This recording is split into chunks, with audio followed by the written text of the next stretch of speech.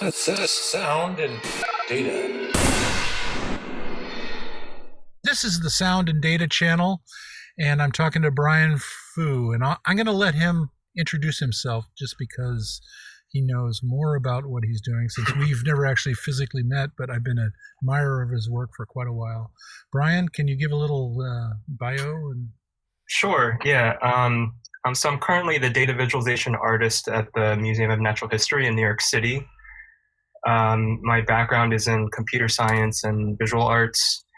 For this talk, I'll probably be mostly speaking about my sonification work, which I've been doing for the past few years, more as a creative endeavor through a project called Data-Driven DJ.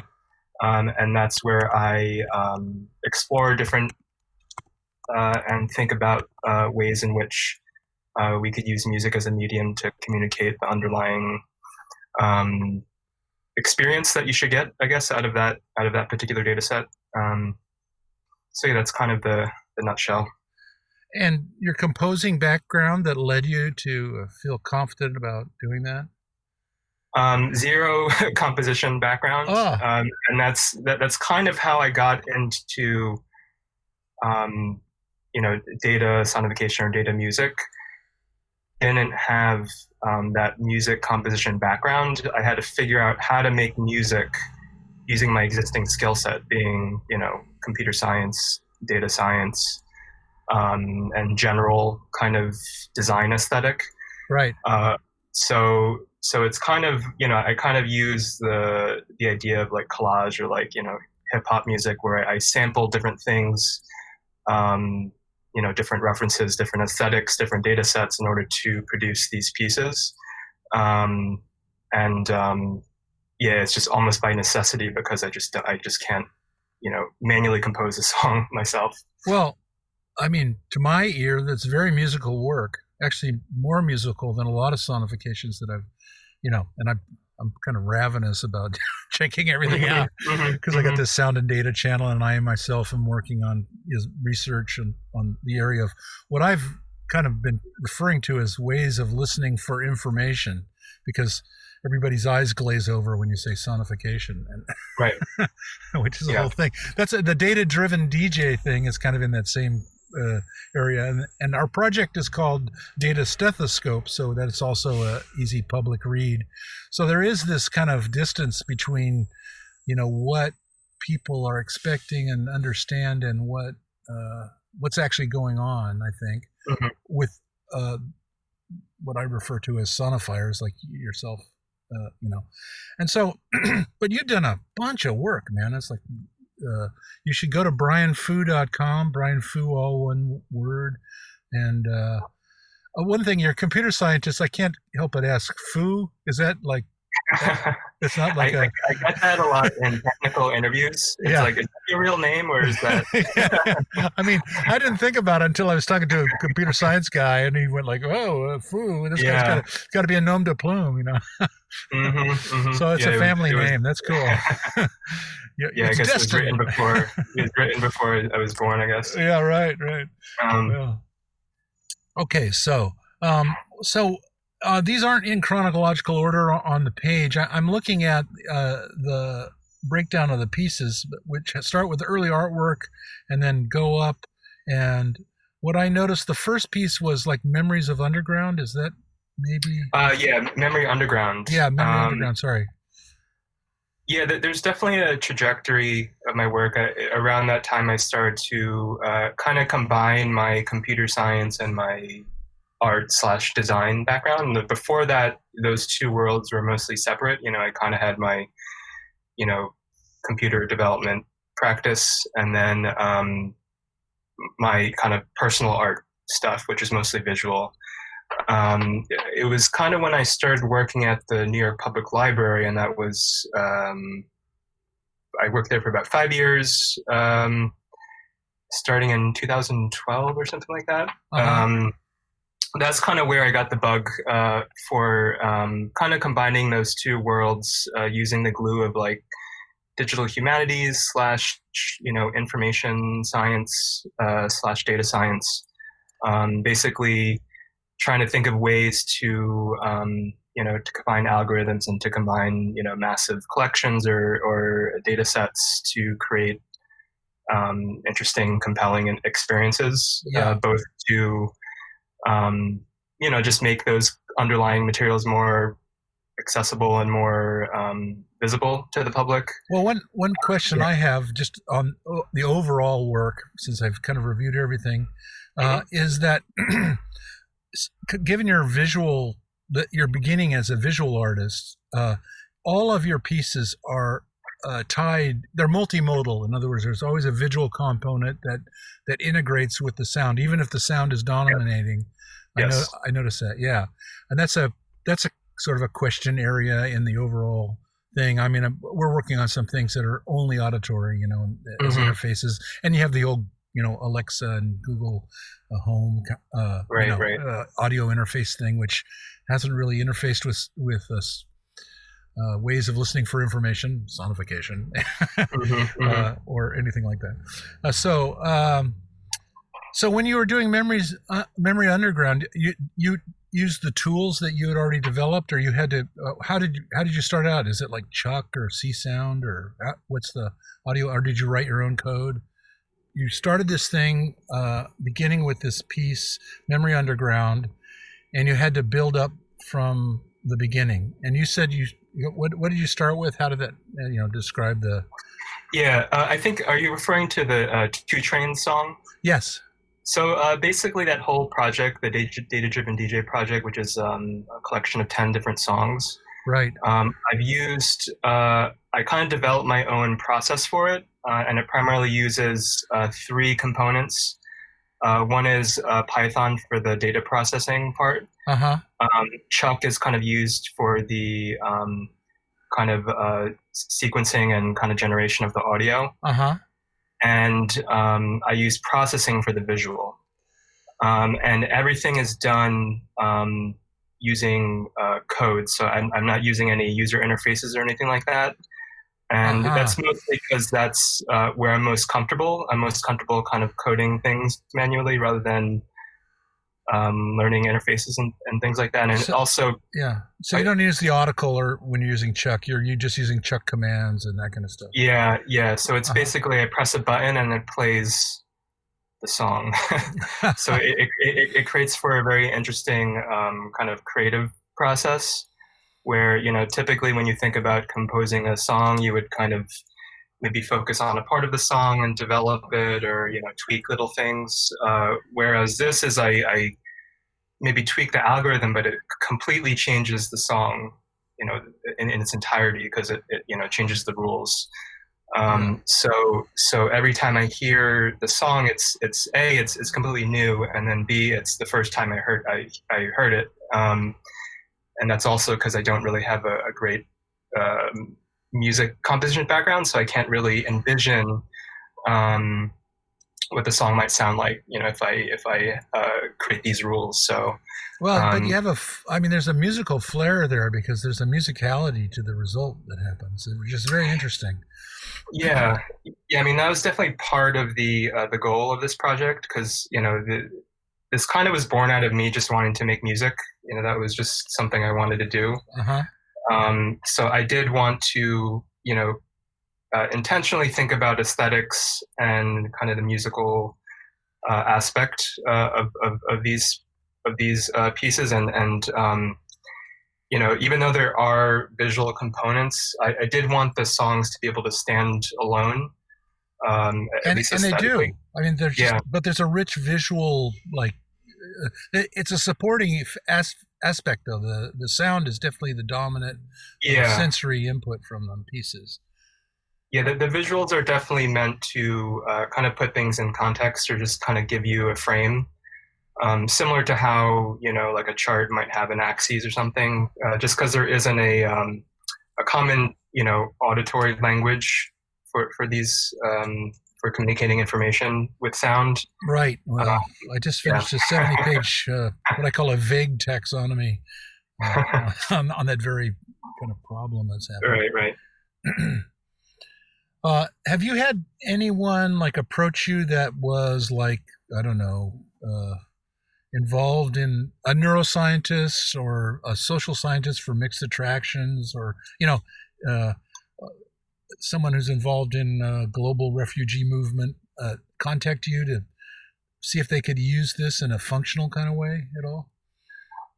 Yeah, I mean, I have had people contact me for various use cases. There was one song about mapping coastal Louisiana's land loss with music. Right. Yeah, Too Blue. And yeah, Too Blue. Yeah. And there was interest about that regarding communication of various land loss, around the country. A lot of the feedback I typically get that are interesting are not as much as used for science or research. It's more like, for example, the one about the brainwave data, right, where I took the song. I was approached with other people who had epilepsy who wanted to hear their data, in music. Uh-huh. And did they know about Chris's thing? Is that how they heard about it, or? I don't know. I didn't ask about that. Yeah. But yeah, typically. Just for the listener, Chris Chafe has this Cerebell project, which is kind of the same, with the same kind of material of an onset of an epileptic seizure. That Rhapsody in Gray, which is one of Brian's pieces, is all about. Mm-hmm. Yeah. But so different. I mean, I've heard both pieces, and they both use voice, though, interestingly. You use the Imogene Heap sample, yes, and he uses a voice synthesizer within Chuck itself. So it's kind of interesting. Yeah, I typically try to match the sounds, the appropriate sounds for each particular song. Yeah. Not only the sounds, but the kind of the genre. I think that's a very strong part of what you're up to, actually, because it communicates directly. You don't have to write a 4-paragraph thing for someone to understand. Well, the violins are the rising tide, and the mm-hmm. But I interrupted. One thing I'm curious about is like the progression here. Is it like track 1, track 2, track 3? I'm looking just at the datadrivendj.com now, because the other stuff was mixed with your visual stuff, and I didn't want to confuse what we're talking about. And there's a total of 10 tracks. Are they in chronological order, or did you do the track numbering according to like an aesthetic decision, or what's that about? Those are in chronological order in which I've made them. Oh, okay. So Two Trains was the first. Couple years. Yeah. Yeah. Okay. Well, that'll be interesting for people that do go to datadrivendj.com and check it out. Yeah. I didn't really have a master plan to begin with. I kind of just almost had a number of tracks that I was interested in. And it was more of me just thinking about each piece as almost like a mini research project, something that I was interested in just learning more about, and then digging into what data sets are available and what ways in which, I can provide a lens on those different data sets to produce, a compelling song. Yes. So what was the inspiration for, like, for example, Two Trains? Did no one approached you? That was just like a creative act, right? Yeah. So all of these are personal, non-commissioned pieces, and this is all just purely personal work.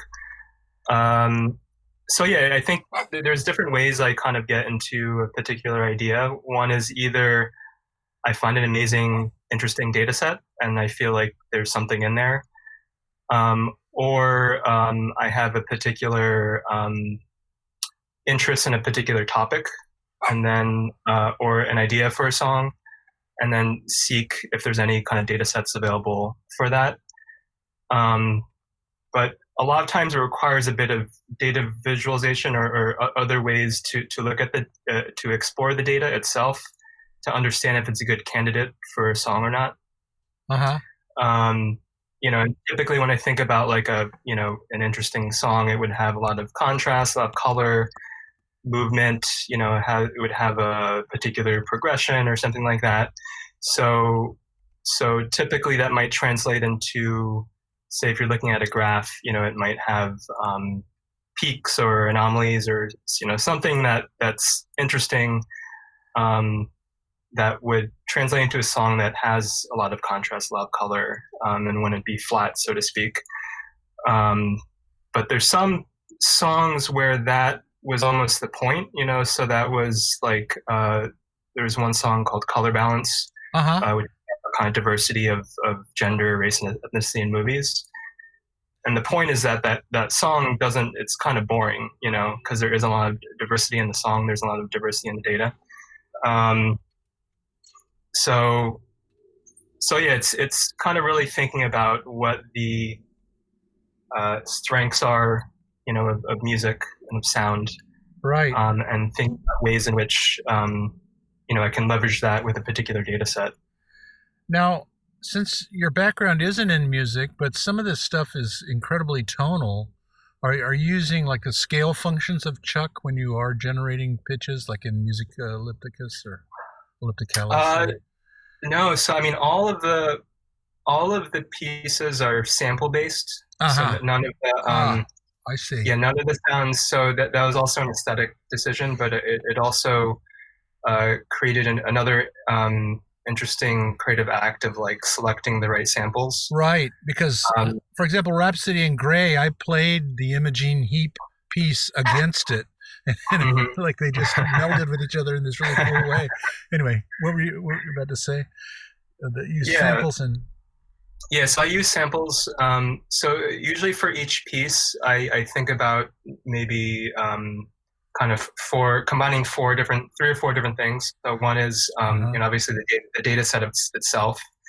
Then I try to think about what is the right kind of music genre, or kind of general aesthetic that I'm looking for. And then seeking the right samples to use. Oh, that process is interesting, actually. Yeah, and then for some of them, there's some like specific compositional strategies that I actually sample from, usually like minimalist composers like Steve Reich or Terry Riley, and the or even the Daniel Lanois airplay. Yeah. So yeah, I think of it like a collage where I'm taking all these different pieces and just kind of putting them together and creating something new, ideally. And kind of so more the selection and how I map the data to specific sounds is more of the creative acts that I'm doing here, rather than thinking about the right scales or melodies or things like that. And so you set up this sort of, Magister Ludi glass bead game setup, and you just like push the button and stand back and let it roll. Is that? Yeah.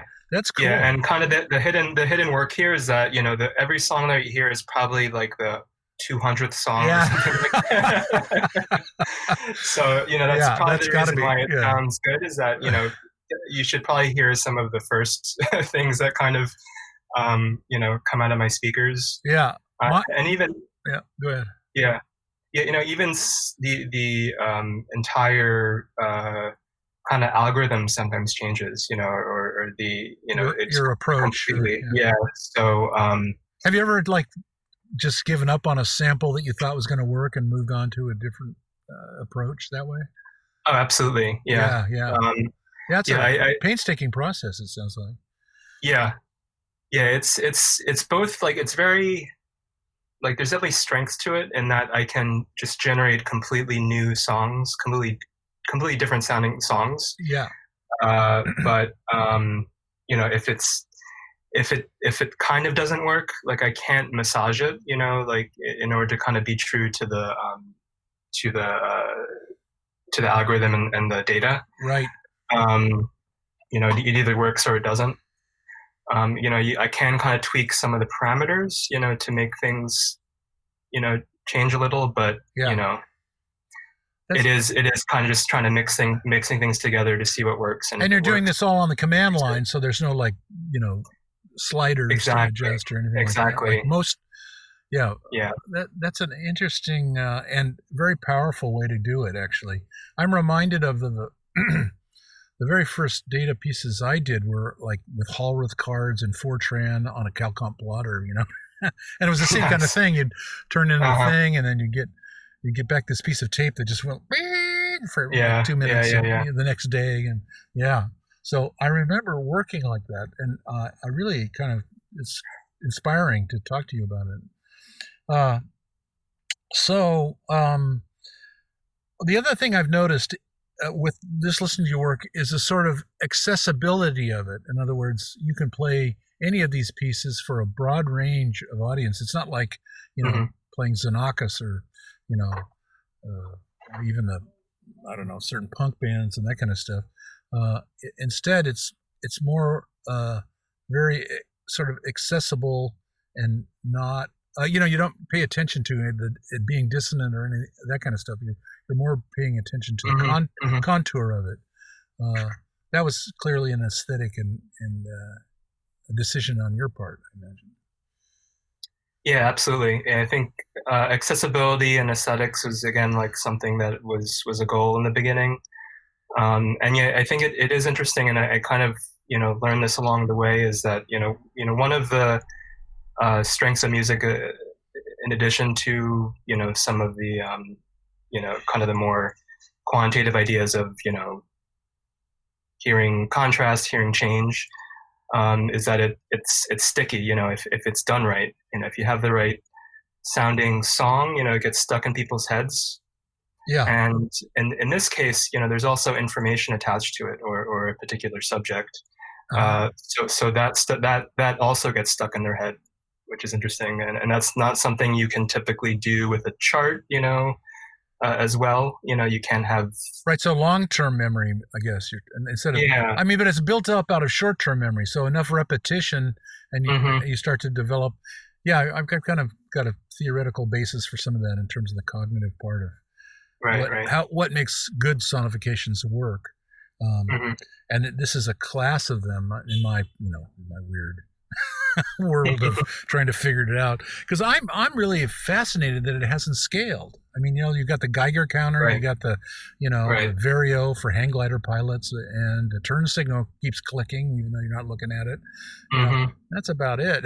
Right, It's right, like right. the whoosh sound when you send a mail on a Mac, but Hmm. Hmm. it's very strange to me because it's such a powerful thing, and I think this approach of using sort of I don't even say nostalgia or emotion as a way of. Have you ever heard of Michael Winter? Do you know him at all? You ever heard of his I'm work? not familiar, I don't think. Well, he's working on the idea of sonification and emotion, and it's Mm. kind of in the same zone of like creating an aesthetic, memorable experience that's related to the data's shape, so that you can have a long-term memory of the thing. Yeah, that's definitely something I think about, with these pieces. What is, how should the listener feel? Right. Which again, it's kind of in this gray area between being an artist and being a data scientist. Well, Where your day job, right, is at the Natural History Museum of New York. yes, Yeah, yeah, and so you're doing this kind of thing in public display and internal documents for them, I imagine. yeah, yeah. So I do use sonification in my work here at the museum, Oh, really? but it isn't.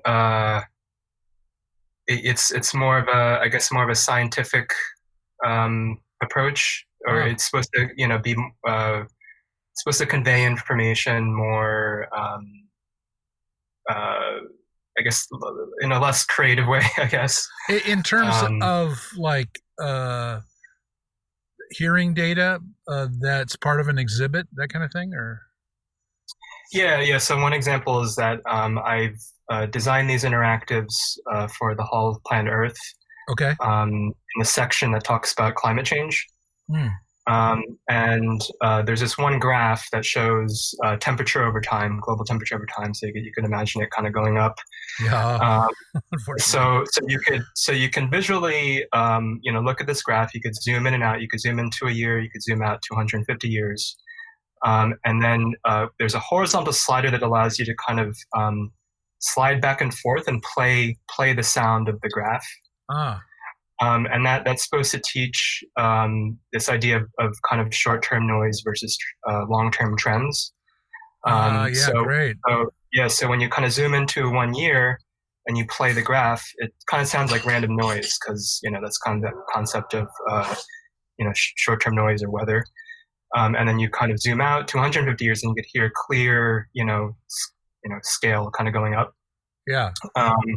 So it's there's a lot more parameters that I have to work with when doing things for the museum, because there has to be it has to go through a lot of scientific reviews. So wow. So they care about accuracy and kind of conveying the right message and things like that. So everything from like, what scale should I use? What particular sound, what type of sounds should I use? So you're in that context, not your data-driven DJ thing, but the stuff for the Natural History Museum. You have to keep this same idea of general pleasing aesthetic for a broad audience, and still meet the requirements of the scientific community that's overlooking your work. Have I got that right? Yes. Wow. Yeah, that's correct. That's a challenge, man. That's the real thing. You're doing the real thing right there. That's actual like sonification in the world. Yeah, but we have seen that there has been research internally that we have demonstrated that using sound as an additional type of feedback is very compelling, especially to the younger audiences. Yep. And it reinforces learning and all these great things. So. But I have a question though. Do any of the scientists you're working with go, hey, could you make me a tool that does the sound? Because I really want to use that on a day-to-day basis with my stuff. Nothing to do with a public exhibit or any of that kind of thing. Right. I haven't had any of those types of requests. Yeah, see? That's the Willy Wonka ticket of this stuff, in my opinion. Yeah. Yeah, well, that's really interesting. I mean, I always ask these kinds of questions of whoever I'm talking to, because I'm really interested in that. Like, they have that thing in finance about jumping the chasm, where something early adopters, and then there's like this thing where you jump and then it goes to a mass market. And sonification has never done that. And it's just really strange. I mean, maybe it never will. I mean, and why is that? That's like, whoa, it's like really weird, Yeah, I don't know. Yeah, especially with the increasing popularity of things like podcasts and just sound-based smart speakers. I mean, yeah. I can imagine just hearing, having your smart speaker go, and it's going to be cloudy tomorrow, and right. But I don't know if that's ever going to happen. So Brian Fu, it's really been great talking to you. Let's reach out anytime if there's some project you want to talk about in more detail, specifically about that. And just generally, this is such an interesting approach you have. I love that idea of just pushing the button and having it go. Okay, well, that's enough of that. I really thank you so much, and I'll let you get back to work, and I really appreciate you taking the time to talk to me. So yeah, thanks for having me. Okay, well, that was Brian Fu, really doing some very, very interesting work. I hope you get a chance to check it out, datadrivendj.com, and also just brianfu.com has a larger picture of also his visual work. Amazing stuff. This is Scot Gresham-Lancaster for the Sound and Data channel on the Creative Disturbance podcast aggregate. Hope you can tune in next time.